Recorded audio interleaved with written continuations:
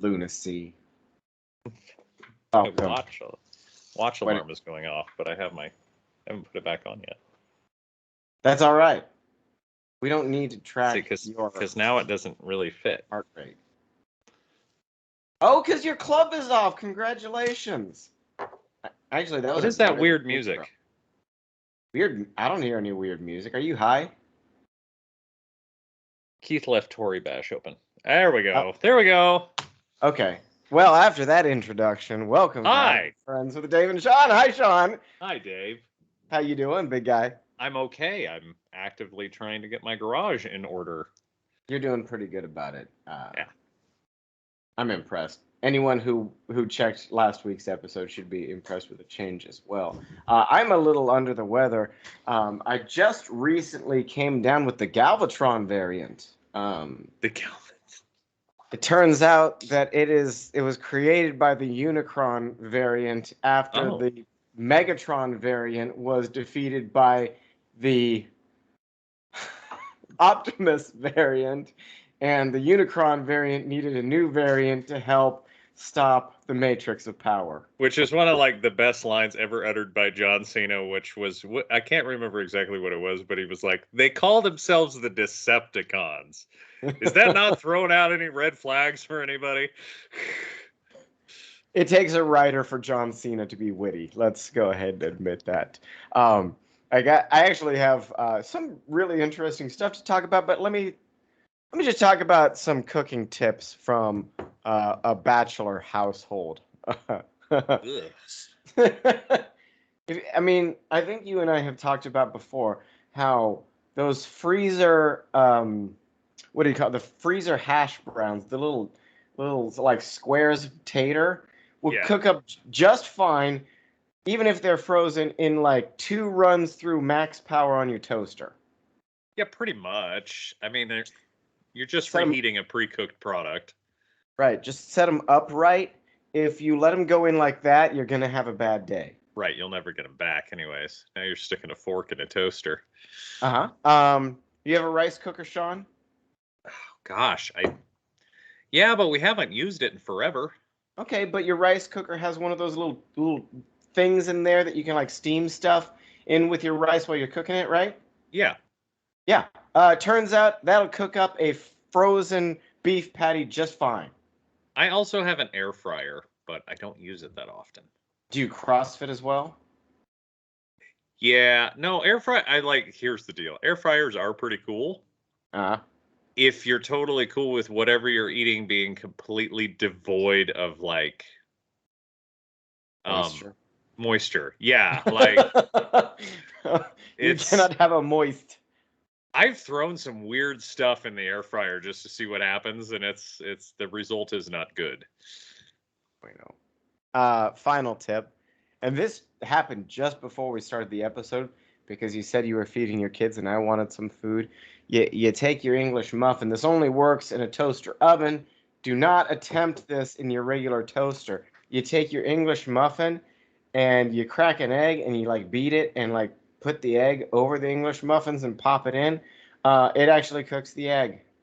That sounds disgusting because that sounds like a flavorless garbage egg. Congratulations, you're correct. It totally had no flavor. You didn't, yeah, you weren't claiming it tasted good. You were just claiming it would cook. Fair enough. So, if you choose to take that particular tip, please make sure that you add some seasoning, sauce, cheese, something. I don't know. I will say this from my experience in your household. Uh-oh. The cooking quality between you being a bachelor and you being married in no way improved. Yeah, okay. Yes. Under my current relationship, I do eat much, much better, but yeah. Is that your efforts or hers? Her efforts. Okay. And I would like to say for the record, once again, I've said this before, but I need to say it again. Corn has no place under God's yellow sun on a pizza. No. And I say that as a man who loves anchovies. If you're putting corn on your pizza, I'm sorry, but the devil is in your heart. Corn has no place, as far as I'm concerned, anywhere. That's why your body rejects it wholly into the toilet. Well, you have corn. You have corn on the cob, which Ah. requires more effort than should be required to eat anything. It's good, but hard work. Yeah, go on. You have popcorn, which isn't so much a food as it is a keep my hands busy as I try to pay attention to this extended cut of Batman versus Superman or whatever, or Justice League for the next 3 hours. Oh. Creamed corn. Why? Which, yeah, no, why? Exactly. Then you can get corn in a can, which is just corn, which is pointless. The only thing I can remotely imagine corn is good for is the delicious Diet Cokes that I drink. Okay. Thank you. Wondering where this goes. And cornbread. I don't. Oh, okay. Which I don't even know if it actually involves corn. It does. I mean, okay. Yeah. Unless you make that corn-free cornbread. Corn is pointless. You feed corn to delicious animals to then eat those animals. Also true. Yes. Yeah. Because, as we've said before, pigs are the best recycling program on the planet. They eat garbage and they make bacon. Yeah. It's too great.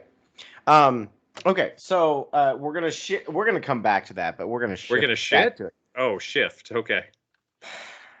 Correct.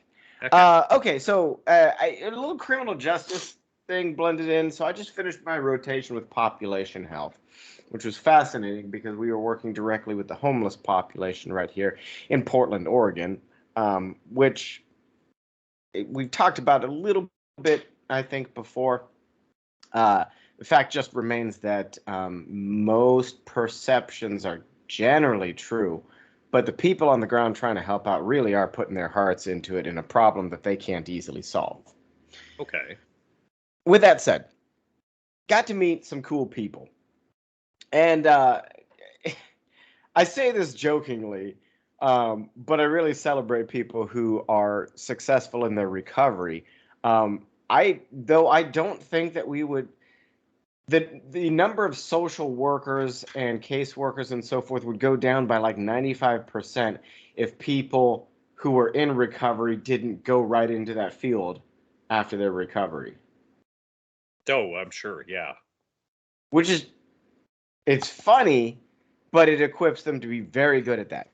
So this is what happened. So this fella came and talked to us, a social worker, case manager. I'm not exactly I'm not sure what he did, but after his recovery, he went through a lot of different jobs helping people. He's very successful at a lot of things. So the thing that's fascinating about what this fella was telling us, Shawn, off the top of your head, rough estimate, if you can recall, what the recidivism rate among criminals leaving prison is. It's like 79, 80%, isn't it? It is much higher than that.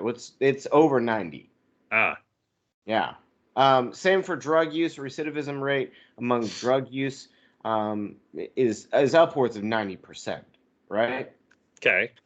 So this feller is talking to us and telling us really cool things. The thing that like blew my hair back, which I don't have, was that he worked as a case manager in the prison system for people transitioning out. 9 months, 6 months, 3 months, on their way out, helping them get jobs, place to live, blah, blah, blah. Good service, right? Feller said he had a 98% success rate preventing these people from going back into jail or prison in his time. That I don't even know how you would rate that. I was surprised at this. I was a little incredulous at first, and obviously it's not like I chased down his population to verify it, but I followed up. I'm like 98, so 98% of the people that you helped did not go back into jail. He's like, that's correct. Because all of them died from overdose. No. I'm like, maybe it was a small number. I'm like, how many people did you help with that? He said he helped 40 people, and only one of them went back into jail. Okay, well, his math is good. Yeah, Yeah. give or take. And to be fair, he could be overblowing that number by 50% and still be way better than the existing criminal justice system, right? Absolutely. But what were the actions he took to make this happen? Thank you. That was my next question. I'm like, what the heck was your secret, right? So he said, do we have a ghost? Okay. Hey. Have you? Yeah. Jesus Christ. Well, Every goddamn recording. that's why this is the best GarageCast anyone will ever listen to or watch. So what was his secret? On his own time and on his own dime, when each of his people got out of prison, he picked them up personally, took them out to get a hot meal and talk about everything they needed to do, right? Okay. From there, took them straight to their job, got them checked in and got them oriented. Okay. From there, took them straight to their parole officer, who was a little pissed that they weren't taken straight to them, but understandably, you could get away with it considering the case manager with them the whole time, right? Okay. And then from there, straight home to wherever he had arranged them to live at. All right. As opposed to the general protocol, which is, bye-bye, here's your bus ticket, go check in with your parole officer right away. All right. So we talk about in the EMS world the golden hour, right? Oh my God. Okay. The golden hour, of course, for anyone. Yes. I'm for our audience, Shawn, you salty mother. Anyway, So the golden hour is. Way to go. Yeah. Okay. I'm gonna set you on fire. Okay. The first hour after an injury or a casualty or a medical emergency is critical for the survival of a patient. This dude, it sounds like, hit a golden hour for criminals.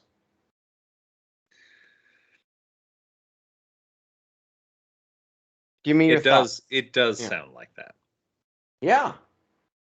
What the opposite of this, for example, the normal circumstance in the most benign world would be you get your bus ticket, it takes you downtown, you meet with your parole officer, you're done with your parole officer, your friend's there to give you a ride, be like, hey man, congratulations, you're out, let's go drinking.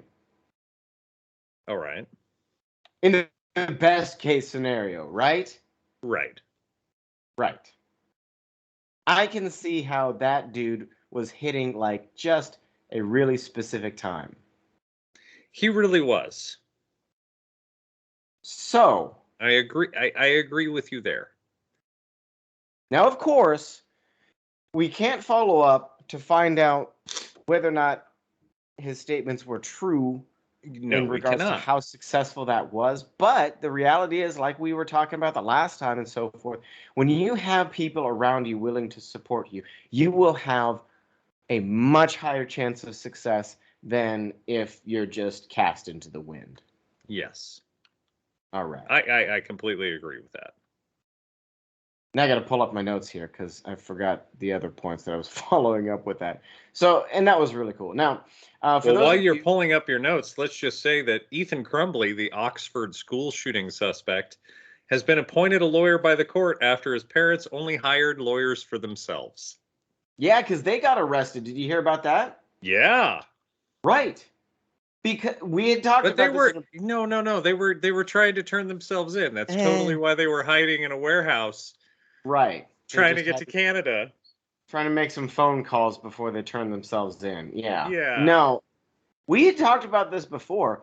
How if you're going to be a rational Second Amendment supporter, you also have to take the responsibility of your firearms in such a way that, like, if your knucklehead child goes and shoots some people up, if you didn't take every measure possible to prevent that, that may be on you too. Yes. So I was happy to hear that they got arrested. Absolutely. Persecute the shit out of them. I don't know if you should execute them, but yeah. I said persecute as opposed to prosecute. You know what? Admonish as well while we're at it. Admonish. Yeah, they're shitty people who raised a shitty kid. Yeah. I don't, and maybe the kid has mental health issues. However, apparently everybody involved in this was like, yeah, he had no signs of having mental health issues.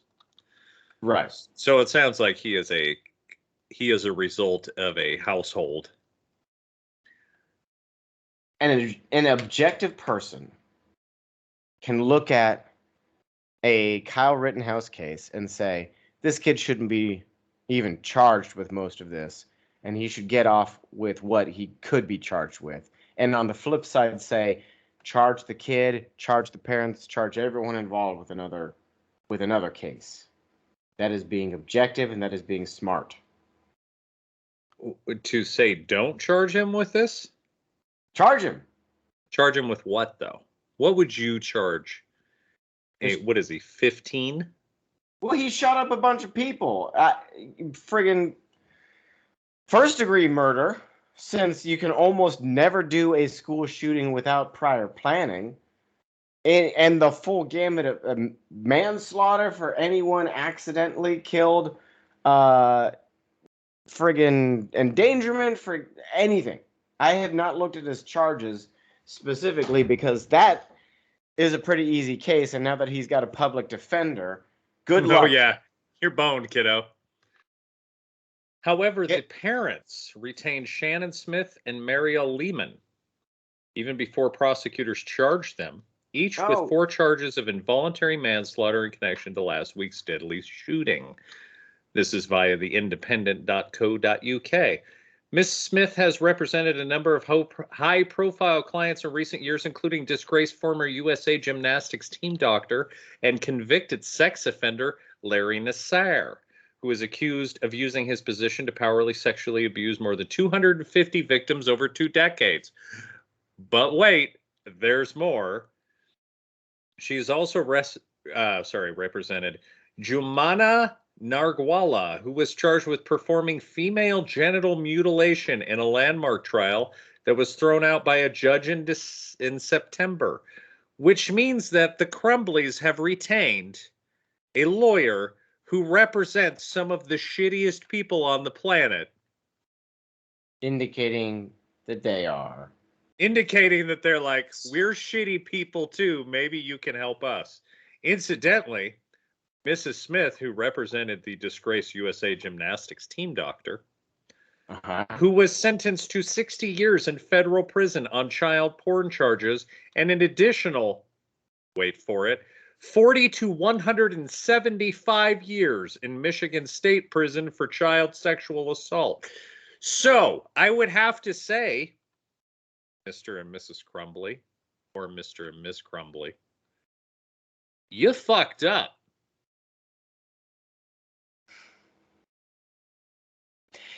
In a world of expanding government power, I have a great deal of respect and value for defense attorneys because they're literally the only line of defense that you have against the government. Yes. However, that being said,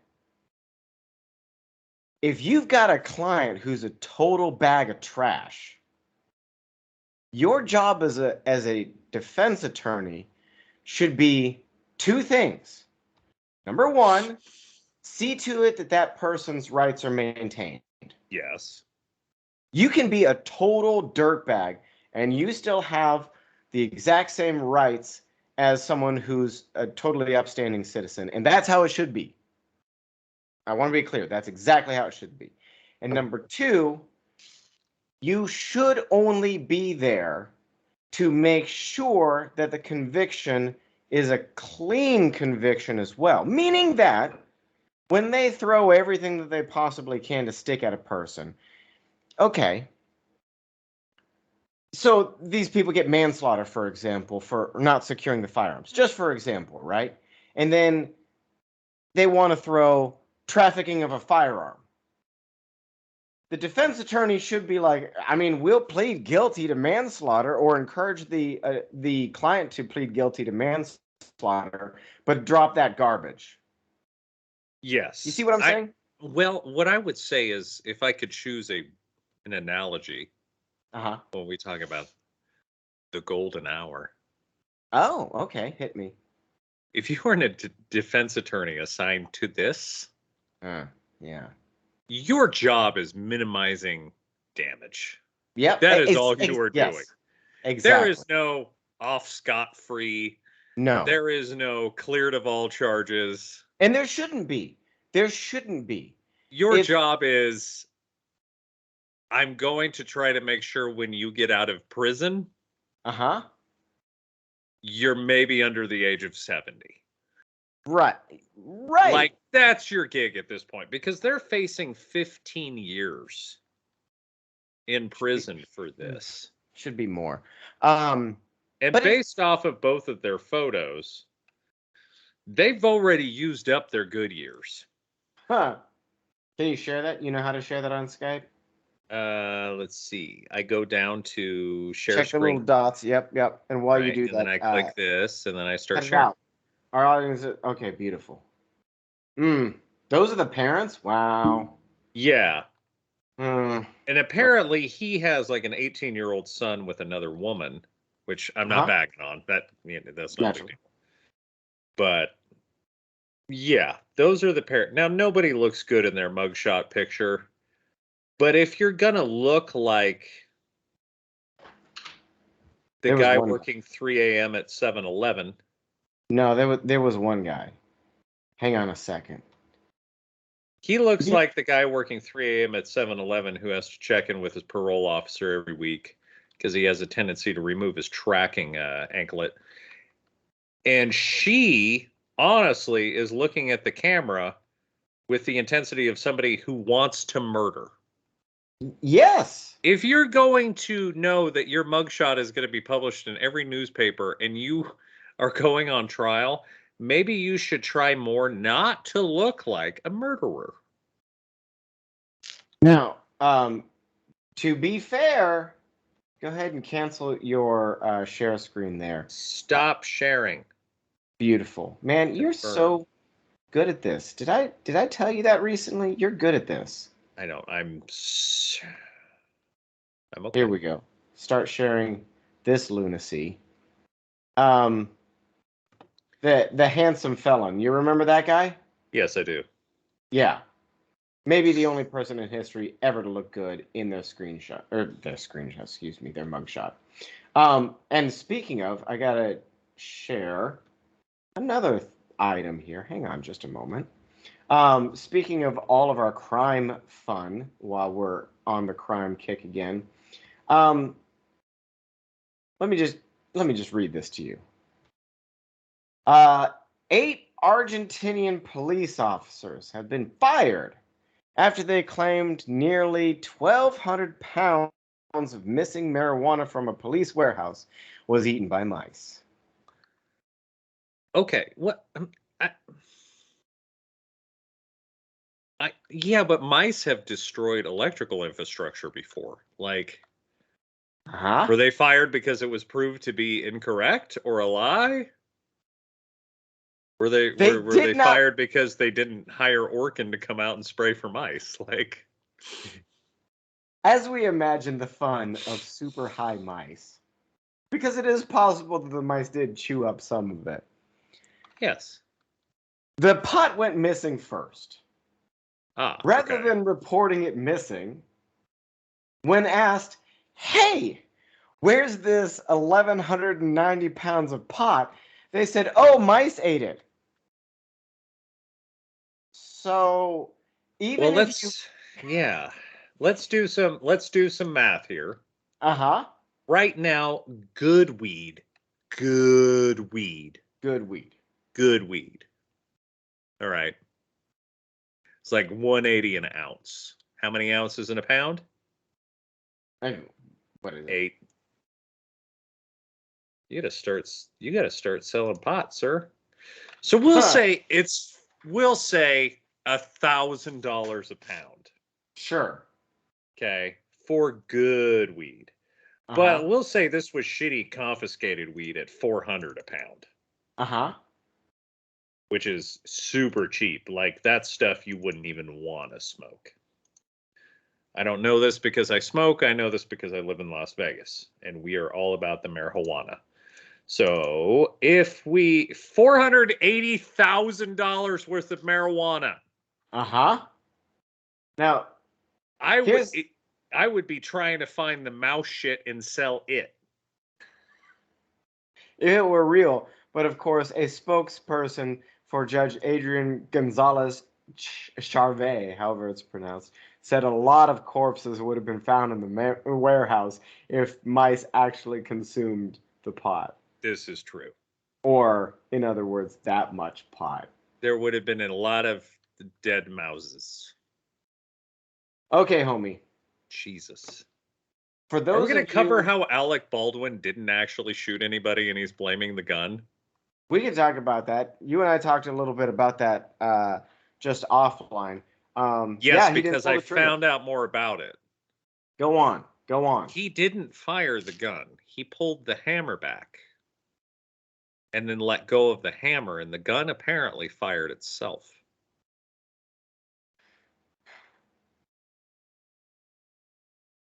That only gives me more questions, Shawn. Continue. Okay, so we can't get past the fact that he was still pointing it the wrong direction. Correct. We can't get past the fact that it shouldn't have been loaded with a live bullet, and that ultimately anyone handed a firearm, it is their responsibility to check whether or not that can't get past those facts. No, we can't. No. What the heck was right? What the heck was going wrong with either the firearm that happened or him that he didn't feel that out? Yes. Also, now we were talking about a revolver. This is where we start to get into. Let's talk about the science of it. Hit it. Okay. Revolvers have what we call a half cock. Uh-huh. Okay. That means when we pull the hammer back to a certain point, we have half cocked the weapon. It hits a stop Uh-huh. where we can't pull the trigger and make the hammer fall, and the hammer won't fall. Right? It's kind beyond, of safe. Yeah. As we go beyond that point, the cylinder starts to rotate. Uh-huh. Which means if we get beyond that point and we somehow drop a hammer, we don't drop a hammer on a chamber because it's mid-rotation. Correct. Then we have full cock, Uh-huh. which has rotated a chamber into the firing position. Uh-huh. It is locked to the rear and can only be fired if what? If you pull the trigger. Yes. Thank you. Yes. So, even if we take all the other stuff that you've mentioned aside, unless this gun was completely broken, uh-huh, there's absolutely no way that the weapon accidentally discharged. And interestingly, that also gives the possibility that he didn't have his damn finger off the trigger until he needed to fire it. But which most people do not when they're holding a gun and they have absolutely no good firearms specific training, such as I would imagine Alec Baldwin. He's had such a long career; he has no excuse at this point. But bullets are very specific about the amount of pressure that they need for the primer to fire as well. Absolutely. You can lightly release a hammer that is under half cock. And the weapon will not go off because you will light strike a primer or not strike the primer at all. We need more details. And in all we reality, absolutely need more details. I would love to see what the primer strike looks like on this cartridge. Now, the reason I bring this up, Sutherland, because this is important to me. Yeah. You are a medic. I was a medic. You still are. I still consider myself a medic because as much as I drink, I still can't get rid of the knowledge that the Army forced into my head without my consent. Alec Baldwin stated Yes. that it took 45 minutes until the responding police officer notified them that somebody had been shot with a live round. They said in the statement that after this incident, medical responded immediately. So my question is, how fucking dumb were the responding medics that handled this, if that is true, and it took the deputy to decide somebody had been shot? Let's take a step back. We didn't do a finger sweep. We didn't Right. sweep this person laying on the ground and go, oh, holy crap, there's a hole on both ends of them. Right. Okay. But again, we talk a lot about how to objectively look at the information. So this came out in a statement, yes? Yes, from Alec Baldwin. From Alec, thank you. Who did an interview pending charges against him, which, by the way, dumb. Yeah. You're just giving prosecution ammunition. Why would you do this? And to that point, he started out right. You know, during the Rittenhouse trial, the prosecuting attorney made a cardinal error by trying to point towards Rittenhouse's silence after arrest as guilt. No, shut the hell up and don't say a damn thing until your attorney's there.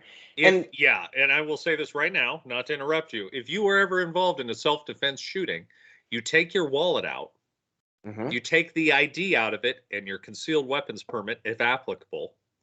You hand it to the responding officer, and then you shove that wallet in your mouth and you don't say shit. That's a great piece of advice. And that's what I'm actually going to say. As much as we're talking about Alec Baldwin being an apparent idiot, one thing that he did right is he clammed up real well for a while there. Unfortunately, he stopped clamming up.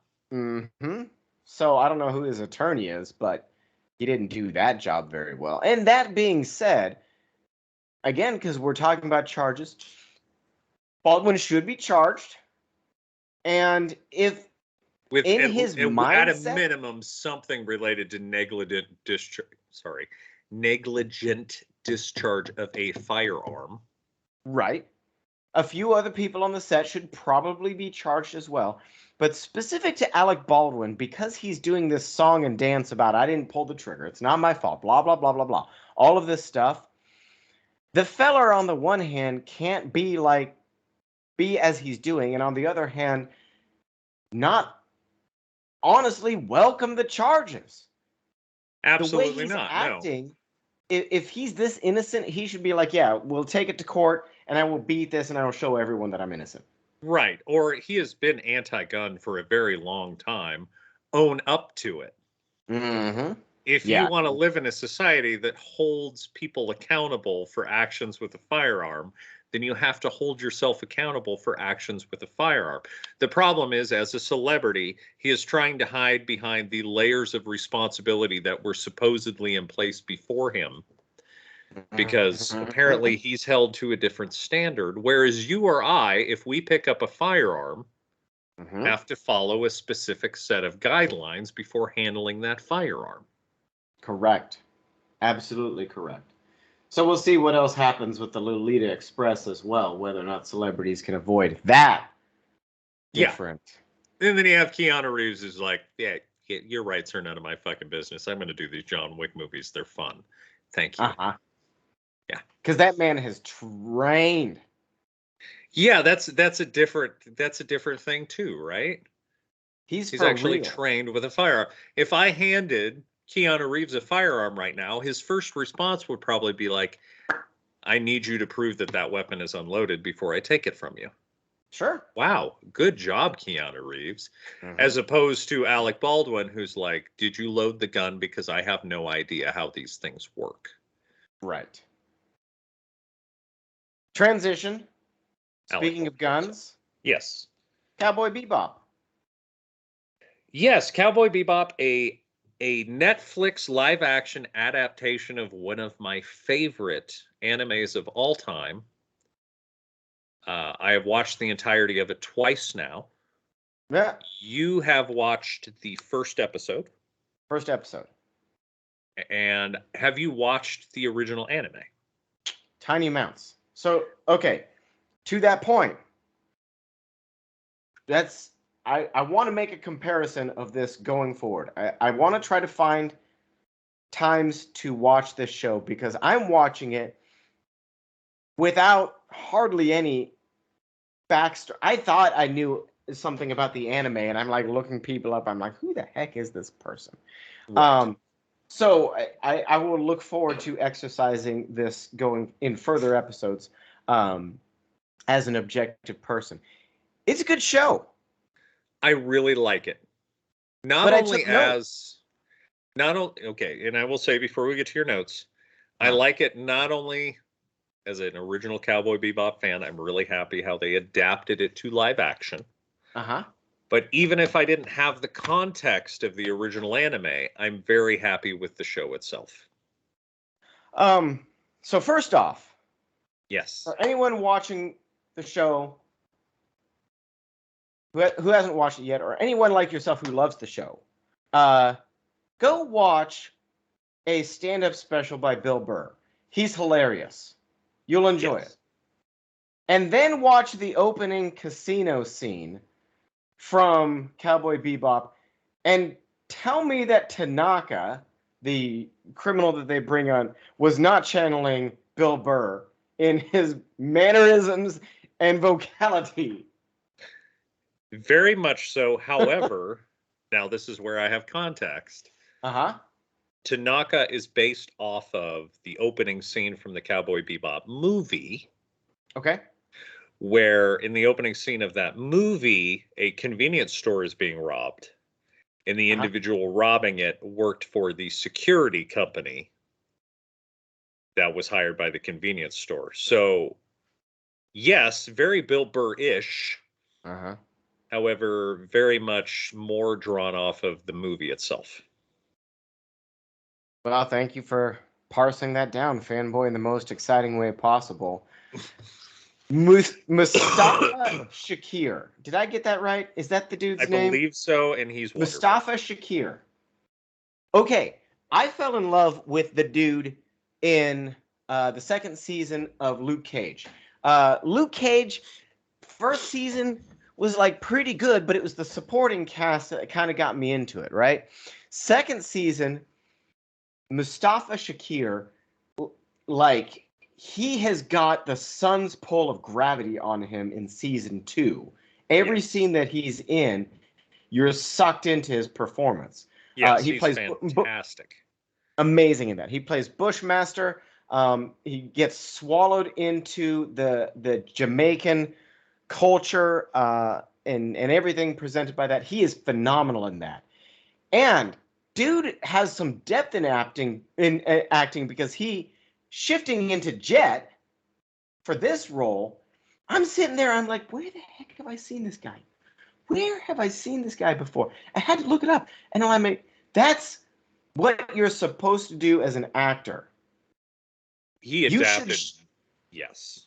You should shift so hard that it's difficult to recognize you role to role.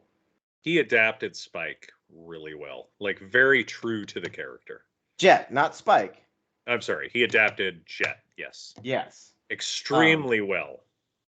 And I appreciate that a lot because speaking of Spike, no interest in the feller. Absolutely no interest in the feller whatsoever. Don't like him. Not happy with John Cho's in the first episode or just overall. Just the first episode, it might change. John Cho's portrayal of him seems pretty cool, although what little I know of the anime is he was less animated in the anime than he is in the show. But he was a very soft-spoken, quiet character in the anime. Yes, right. But I mean I like John Cho in that. Just don't like the character because it's an uninteresting character that's been done before. Jet. Yeah, the you know, reluctant hero with a fucking backstory that he was a bad person, blah blah blah, and now he's trying to seek redemption. Yeah, very yeah. Right. But we'll see how that comes along. The reality is, of course, there are no new stories under God's Yellow Sun. It's just a question of how you sell them. Uh, Yeah. Avatar being a great example of being a really played out storyline that was just so damn good we all bought tickets and watched it. So we're Yeah, gonna I see can what I can go get you my college copy of A Hero with 1,000 Faces, and we can break down every story you've ever written into what, like 12 different genre. right. Like it's Um, all the same crap recycled over and over. so for anyone who has not watched it yet, it is also visually very stunning. It And beautiful, yes. you have to be ready for some discord, though. There is some dissonance in the visibility. Some of it's beautiful. Okay, Okay. honestly. Some of the discord, the dissonance, just like music, you can play a dissonant note and it still sounds good with the song. Such as, like, a lot of things take a Western theme. It was actually kind of cool to see some of the modern semi-automatic pistols pulled out of like old low-slung leather holsters. Yes. Some of it's really cool. Some of it, just be ready for it. You have on the one hand a faster than light system of all of these spaceships going around and space stations and so forth. But on the other hand, people are still getting away in the 78 Bumblebee Camaro. Well, we're talking about, and this is where we start, and it originates with the anime. You're talking about Tijuana, Right. right? Which is supposed to be almost like a cross between Tijuana and Cuba, Okay. where it's a mix of old and new. But yes, you're absolutely right. You still have these old gasoline powered hunks of junk, and then you have spacecraft. A 78 Camaro, if I'm getting the year right on that one, would have been nearly 100 years old by the time that show came out. Right, but this is also in a different universe. It's not a Camaro, nor Yes. is the production. But it's also, I kind of like how they adapt it to like the transitional phase, right? Uh-huh. Because there was a transitional phase in our history where we went from horse-drawn carriages Uh-huh. to motor cars, and at one point there was that last guy in a horse-drawn carriage that was like, "Fuck all these motor cars." Like you have that trend, so it's this weird transitional period in the show where you have these old things and these new things, and I really like the way they adapt that. Mm-hmm. But yeah, you do, it's almost, it's, you go from this, we just came through a faster than light gate Uh-huh. and landed the Bebop, Uh-huh. Great and name for a now ship. we're in like Tijuana with gas powered cars. Like none of this makes any sense. Yeah, it can be shocking. And it is fair because to this day in Cuba, it's a good example because to this day in Cuba, they're still keeping cars from the 50s up and running just because that country has been so depressed for so Yes. long. And that's Uh, what little Tijuana is supposed to be like. But let's be honest, this is a space station essentially that is supported by a super advanced atmospheric control unit. And then they were like, well, yeah, let's bring in a shitty beater four door from 1973. Like, yeah. right. I like it. I'm gonna watch some more of the show. We will probably talk a little bit more about it if I can find the time week by week to do it. And in conjunction with that, I basically make that point because don't lose sight of how gorgeous the show is as a whole, just because some things are a little. I was super happy that Spike got to keep his Jericho 941 Romeo, Mm-hmm.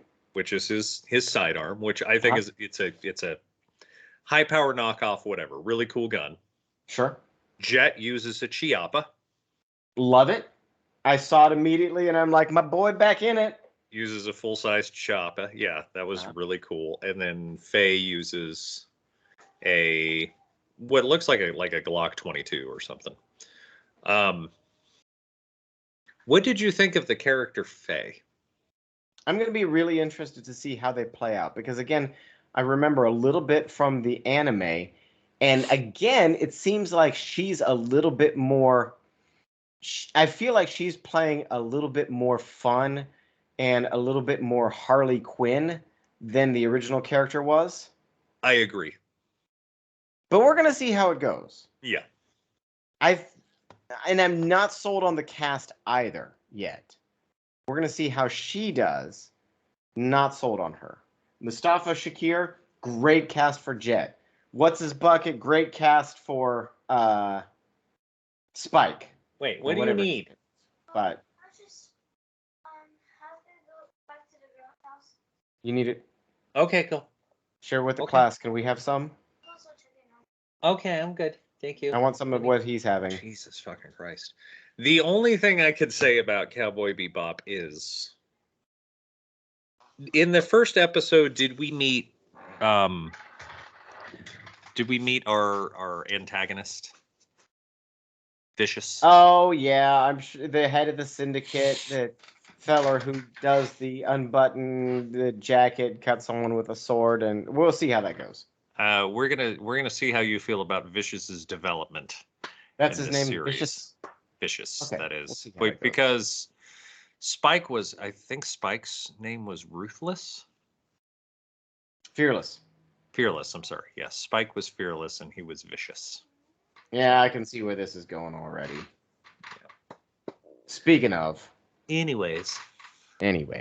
How much time do we have left? Because I'm going to pee my pants. You're going to... Okay. Well, Can you pause recording?